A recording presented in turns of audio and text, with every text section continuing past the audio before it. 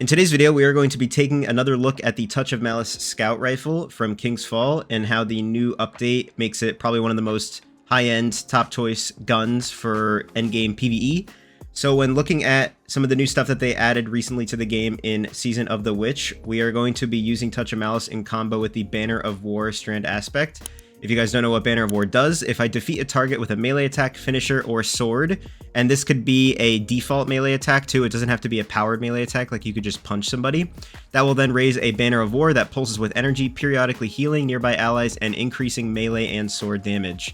Targets defeated by you and nearby allies charge the banner, increasing the speed of its pulses.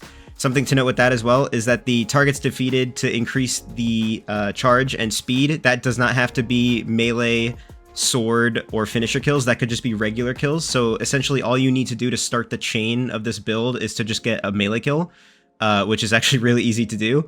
So how this combos really well with Touch of Malice is that I'll put up on the screen now in the recent patch notes for Touch of Malice, this thing got a massive buff.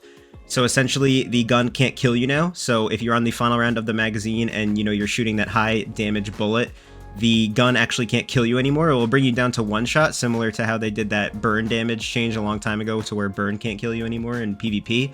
So this thing will bring you down to one shot, but how this combos really well in high-end PvE is that when you have the Banner of War Strand aspect up, it essentially will not kill you, and the healing will outpace the damage that you're doing to yourself. So heading back over to Touch of Malice here, just to quickly go over the gun, I also have the catalyst for this thing from the raid, if you want to know what that does. Rapid precision hits temporarily increase stability and reload speed. Taking a look at the exotic perk, we have Charge with Blight, precision hits drain combatant's life force and charge up a ball of darkness, hold reload, and then fire to unleash the Blight projectile, shrouding combatants in darkness and temporarily blinding them. This also, as I said in the previous screenshot, deals arc damage now and also stuns them if they are unstoppable champions.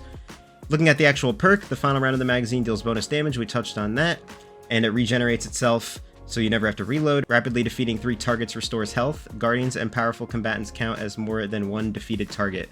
So you're also getting health back from the banner, and you're also getting health back from the rapidly defeating 3 targets. To quickly go over the rest of my build here, I'll just go over my subclass first. I'm going to be using the Abeyant Leap exotic legs for the Strand Titan, which are one of the strongest exotics in the game in my opinion for high-end PvE. We're obviously going to be using Shackle Grenades, and then we have the Banner of War aspect obviously, and then also the Drenger's Lash to use the Abeyant Leaps, so it has 3 instead of just the 1 to get that suspend off. In terms of my fragments that I'm running, we have Thread of Continuity, Suspend, Unravel, and Sever effects have increased duration, Thread of Generation, dealing damage generates grenade energy, Thread of Mind, defeating suspended targets grants class ability energy, and the Thread of Transmutation. While I have Woven Mail, which I will get Woven Mail from using these legs, my weapon final blows will create a tangle. Going over the rest of my build here for my armor, all I'm going to be using is basically just mods to help me get my wall back up as fast as possible, just so I can continuously spam that wall and be able to hide behind my rally barricade and just continuously shoot enemies with Touch of Malice. So on my arms, I have Focusing Strike, Heavy-Handed, and Bolstering Detonation. On my chest piece, I have 2 charged up mods, and on my legs, I have Stacks on Stacks, Orbs of Restoration, and Insulation. And then for all these armor charges that I'm getting from this, I will have 2 utility kickstarts on my mark, so that way every time I pop my wall, I will get it, around 50% or even more back to put another wall down and suspend more targets. So quickly running into Shirochi real quick, I'm just going to show you guys the overall build. I'm going to bring my magazine down to 1, and I'm going to start taking damage from my shots. And I'm going to go and melee one of these Thrall here. And then essentially the Banner of War will just out-heal me for all the damage that I'm doing to myself.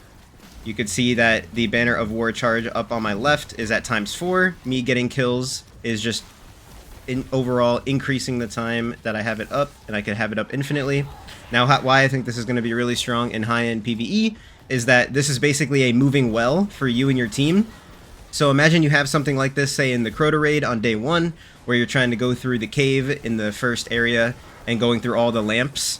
Having this is essentially a mobile well for you and your entire team, and I can keep it up as long as people are in my well. This little outside aura around me, you can see the green ring. As long as people are getting kills inside of that, it will always be up, and I'm just going to just shoot randomly into the sky, and you could see that essentially the Banner of War is out healing the damage I am doing to myself. So, and this bullet also deals just an overall shit ton of damage. So it's going to be very strong and high in PvE content. And if you look at the artifact this season as well, we have Unstoppable Scout Rifle. So that means we'll be able to use this in high-level content as well. Alright, I'm going to take this thing into a Savathun Spire just to show you guys the gameplay loop in a little bit more of a actual setting. So I got Banner of War up, and it's already at ×4 just because I'm with my team and we're all killing these ads together. And I could just keep this final round bullet up basically the entire time. And I'll also just be getting Woven Mail with this just to help me out with that survivability a little bit more. But the overall build is, I mean, it's pretty easy to get going. The only thing you have to do is just get a melee kill and then that's it.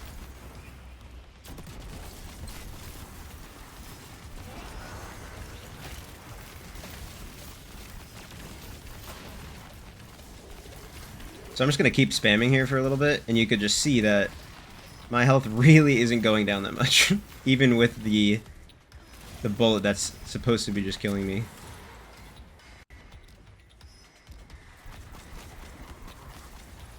And this bullet also deals a shit ton, and I'll also have the exotic perk once I get these kills, these precision kills, to charge it up to 10, and then once you get it to charge with Blight ×10, that's when you could fire that Blight, which also got a buff, not even just the gun.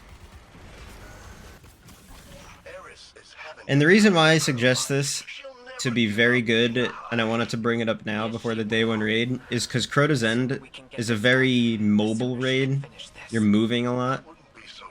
So having something like this, when you're crossing the bridge, when you're in that first encounter, and you're going through the pit, having some kind of mobile well with your team just to get that constant healing. Because as you know, when you're in between lamps on the first part of the raid, especially with contest on, it's going to hurt. And you don't get... you're slow, right? So you need to be able to tank some hits from Thrall. And this Banner of War aspect will definitely help your team do that. Something I'd be curious to know is if you could actually stack the Banner of War, which I haven't tested, to see if the pulses will actually like be 2 at a time, so the pulses will be much faster than just having 1 Titan at ×4. If you have 2 Titans at ×4 doing this, or even 3, if those pulses will just be constant instead of having them be a couple seconds in between. My guess is that it'll actually be constant, and each Banner of War will have its own separate timer depending on when you procced it. And if that's the case, then that also means that the more Titans you have doing this for day 1 raid, the stronger this setup is gonna be. Alright, here we are at the boss. I'm gonna get my Woven Mail. I'm gonna go down to 1 bullet. I gotta get a punch kill. Excuse me, sir. Here we go. And now I just gotta kill shit.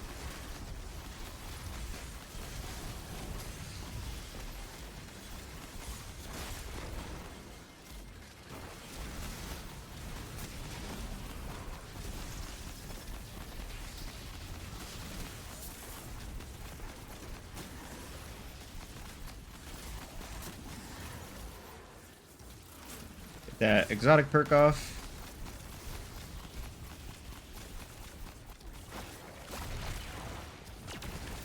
Gonna try and kill some squishies to keep my timer up.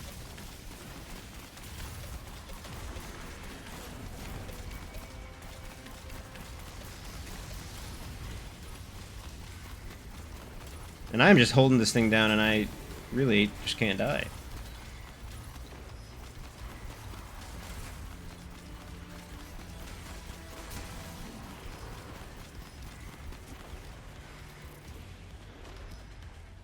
Where's the actual boss? Is he over there?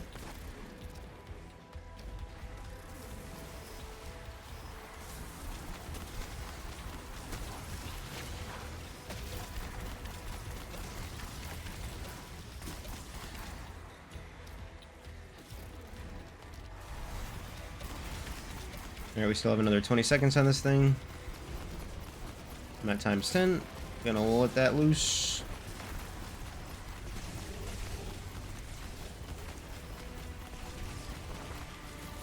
And I just can't die.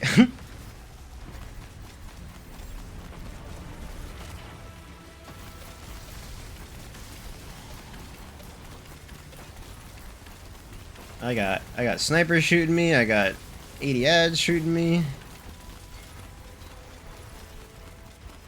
You never gotta reload.